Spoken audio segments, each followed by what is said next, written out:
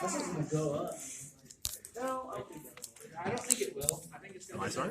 Yeah, go for it. Hi YouTube. Hi YouTube. I'm Peter Brown. Today I won Rivals' Sunday Championship, whatever we're calling this, on the 24th. I went 5-0 and dropped one game in 5 rounds. I played Dogmatika Invoked, even though I don't particularly like Alistair that much as a card, but I thought a lot about the deck about ways I can improve myself in the mirror match because Dogma is very prevalent at us locals, and there are some interesting things in this deck. Deck profile, so let's go ahead and get started.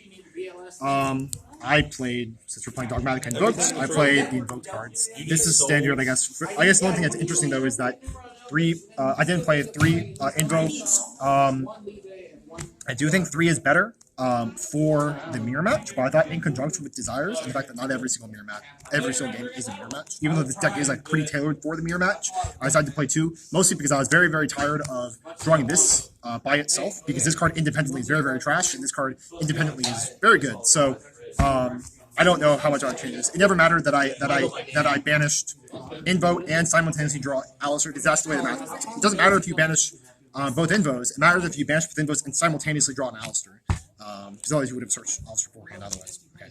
So the main reason why I play this deck is because I'm very much a big fan of the Dogmatica cards. I main 3 Ecclesia, 2 Fleur-de-Lis, 3 Nadir, 3 Punishment. I don't main Maximus. Part of the reason I feel like that I kept losing in Dogma Mirrors was because I kept either drawing Maximus and knowing that I can't summon it because my opponent was playing a Dogma deck. And I also kept drawing Schism, and it's only good strictly going first against specific decks. So, like, the best 3 decks in the format right now are probably in order: Dragon Link, Invoke Dogma, and then Dino. And that Schism is only good going first against 2 of those decks, and it's very bad going second against all 3 of those decks. So I thought that was the rationalization for going ahead and siding 1 Maximus and 1 Schism. I wanted to just make sure I drew playable cards as much as possible. I don't main Ice Dragon's Prison. I think this card in itself is a starter. It's very powerful. It's good first and second because it can break boards and it can keep you ahead. I'm very happy I put this. And even though I play a small Dogma engine because I play Omega, I can just use this card infinitely. It's very, very good. I'm pretty happy about that. For the hand drops, 3 Ash. It's the best hand drop in the game because it's the only one relevant that negates the Deer Servant. Bell negates the Deer Servant, but it negates activation, so they can go ahead and use another Deer after that. Ash is the most universal. We play 3 Imperm. It's good against Dragon Link, and it's good against Evoke Dogma. It doesn't trigger tactical talents. That's particularly important. That's one downfall about Ash, but it's so important. It's so versatile that you have to play it anyway. I do play 3 Gamma and a Driver. Again, I thought a lot about, like, how do we organize this deck around the top 3 decks. And Gamma is only good, definitely, going second against the Mirror, Invoke Dogma, and then going first. It's good in situations where they draw you or they ash you randomly, but it's mostly draw. That's not a lot, but it was the main thing where I feel like draw was relatively prevalent at this locals, even though it's fairly substantial against Dragon Link because they can chain block with their Romulus with Noctivision and the Wyvern Busters. And against Dino, it's an absolute flank because they have Miscellaneous Swords and they can chain block with Lost World. So this card got cited out a lot, but I was relatively convinced that because of the prevalence of draw, that it was important to keep. I also Gamma draw these twice today, and I Gamma Zexal once, and that's hilarious against you, Sam. Yes, I had Imperm, Gamma, and Droplets. Again, when you activate Zexal, I was like, how do I, I can pick how I want to stop this. I also played 1 Valor. Only because of Selene. That's one way in which this deck kind of diverges against standard Invoke Dogma. It's mostly because when you summon Needle Fiber, you summon this, it's a spellcaster, so that way you can make Selene off of that. It's a way of rationalizing a normal summon Ash with your Dogmatica Ecclesia, or you can use Lullaby of Obedience, which I'll talk about. Other cards, this card is particularly important. This deck is probably fundamentally best understood as a toolbox deck, and this card is good in terms of toolbox decks that make the game last longer, and it does also kind of draw and kind of pass. Because Ash against Alistair and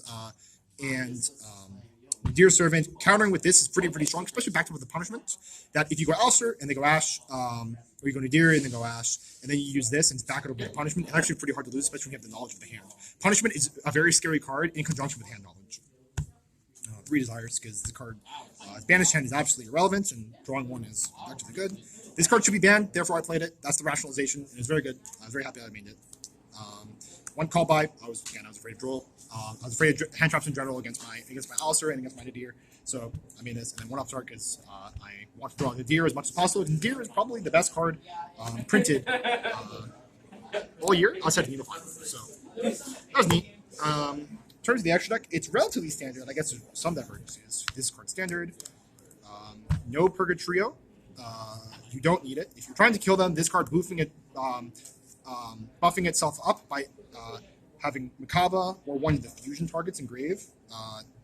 This card usually kills in those situations that Purgatrio would be good. A lot of times I feel like Purgatrio comes up is where I win games I shouldn't be deserving to win anyway. Or like games I could win anyway with these. So having the extra space was really, really important for me. And so I decided to put Purgatrio. For the Dogmatika targets, I played a very slim extra deck. I played these 4. I don't play 2 Entis. You can put it back with Omega. You should never really need it more than once. It's usually a win more after that, especially since punishment is an infinite because you can just punishment, send Omega, and then use Omega to put punishment back. You can also need Deer Servant to add back an Ecclesia, send Omega. Omega can put back more of Dogma resources. Because of the fact that Omega exists and it never gets banished or something like that, there's no real reason to be using Entis more than once. It just doesn't really come up. And I needed this at Tyranno. I also used it against the Megaclops today against Sam. That was awesome. That was hilarious. But it's mostly against Tyranno because I think that card is very ignorant, and I really don't want to just lose to that straight up. So I wouldn't change this. I don't think I'd play the second Entis. It really never mattered. I just sent Omega all the time. I do play these because I side Schism and Maximus. I have a fluctuating opinion on these cards. I do think it's really good going first against most things. But again, it's good against going first against most things. So because of that, it just makes most sense rationally to go ahead and side them. Dragon Link, for example, Dino is fine going first against Dino. Rogue, it's pretty fun. And then where this deck kind of diverges is this package. Ecclesia is a spellcaster. There are a lot of situations where I had a bunch of monsters. I had like Ecclesia, Fleur-de-Lis, and Alistair. I make Selene, revive Ecclesia, search another Dogma, and the situation where like Selene, revive Ecclesia, it gets negated. I'm like, okay, I'll just make access code after that. But it's mainly because this card is very, very unfair. Best card printed all year. It is perhaps not close. Being able to turn a monster and a tuner into this with one sweep is a lot better than just going with the standard, summon Almirage, summon Secure Gardena. It's just like that's not impactful. Whereas this is impactful. So I want to have something I can summon with the Alistair that actually matters. And it comes back really well with Lullaby of Obedience, which gave me an edge in the Dogma mirror matches today. I'm very happy I played these, both because this card is really dumb, makes access code really easy, but also like reviving Ecclesia is insane. And I wanted to focus on Ecclesia as much as possible because I think Ecclesia is the thing that kind of brings this deck forward. So for the side deck, as I mentioned, I played 1 of each of these. There's no reason why you would ever need 2 of these. It's very easily searchable with 3 Ecclesia and 3 Nadir Servants. This card is very easily searchable, but again, it's only good going first against certain things. I play 2 Droll. I already play a lot of hand traps. I forgot what the count is, but it's really high. So there's no real reason to play a 3rd one of these, especially since like in decks where you use Droll against mostly the Mirror and Dino, you are siding in other hand traps as well, and so you open up duplicates. And duplicates with Droll is actually not very good. I'd rather have Droll and then engine cards. So I thought 2 was the best translation for that. 2 Nibiru for combo. That's mostly it. I don't know. Yeah, there's no other rational for this combo. Tops going second against basically everything. This card is probably better than it is now than it ever has been. 2 Cosmic. I do wish I played a 3rd, maybe over one of these, because I was kind of going back and forth on the role of this card in the Dogmatika mirror match, because I keep going back and forth on like, is this a monster centric mirror match? Is it a like Alistair mirror match in conjunction with punishment? But my general conclusion was that, especially with all the hand traps playing out, it's a very monster centric matchup. So less Cosmics was better, and if we analyze the top 3 decks again, Dino, Dragon Link, and Invoked, it's only tangentially good against one of those decks, and it's absolute blank against the other 2. So I don't really think it was as much important. If you're facing Rogue, your deck would just beat it because your deck has Nadir and theirs deck doesn't. So it was fine. this card's fine. It's good against Dragon Link going second. Good against Dino going second if they make a board, but they always go second anyways. But you know, its card's fine. I might cut it for Cosmic. Doesn't really matter. I guess it's the gas. Lullaby of Obedience. This card's neat. I haven't seen anyone play this before. It says, I haven't seen this in a while. Yeah, this card's neat. People used to play this back in the day with Spiral Sleeper because one interesting thing that happens is if you get Droll Nocturne and you play this, what the card says is pay 2,000 life points, declare a monster's name. Look through your opponent's deck, and then if they have that monster that you declared, your opponent chooses one of two things. Either that card is summoned to your field, or it's added to your hand. And I call Ecclesia with this, essentially. It's really, really good in Dogmatika mirrors because I can summon Ecclesia to my field, removing an Ecclesia from their deck. So now they only have 2 Ecclesias, and the third one actually matters in Dogmatika mirror matches when the deck is grindy, and it just makes my deck even stronger, more Dogma-centric, because I feel like Dogma-centric is the way you kind of get an edge in the mirror match. Also, if you already have an Ecclesia play, say like you have like Nadir Servant, Alistair, and then this, like, oh, I already have Ecclesia. Well, then you call a hand trap like Ash. Basically, everyone plays Ash. You summon Ash to your field. You should have enough spells in grave, especially if you're going second, because I call second in the Invoked mirror matches.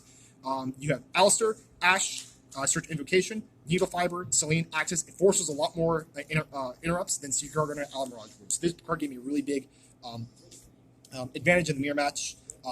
Very happy. I do think this card has potential in the future for mirror matches. This card goes in and out when decks are so highly prevalent, so you can play this against anything that's Dogma related. The interesting thing I was mentioned, it doesn't really come up as much in this deck. I guess like you can summon Maximus in this instance though.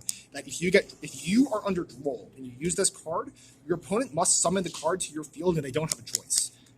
So if your opponent's playing, even though they usually sign up Maximus anyway, but like maybe if there's some way we can break this, because we usually do that with Spiral Sleeper. They would have Spiral Sleeper in their deck. It summons it to your field with ignoring the summoning condition. They don't have a choice. And that was pretty hilarious. That's something that come up as, but that's just a fun fact, I guess. And I play 2 Ice Dragons Prison. I don't main it because Dogma Invoked was highly prevalent with its locals, but this card is insane going first against Dino and against Dragon Link. Yeah, this card's lit. So, and I think the ratios were all fine. 2 ofs of a lot of things. I like siding 2 ofs because usually you just want to see one and you never want to see it twice. So it's pretty good. That's my deck. So, still don't have a high opinion of Alistair. The problem with this deck is that it has to open diversity.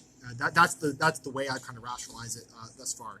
Like, you have to open Hand Trap, Nadir, and Alistair to have like a playable hand. And a lot of times I have like, 2 Alistair, Meltdown, Ecclesia, and like a blank or something like that. And I'm just like, wow, I have 2 dead cards in my hand going first. That's why I've elected more, especially in the Invoked rematch. I start going second.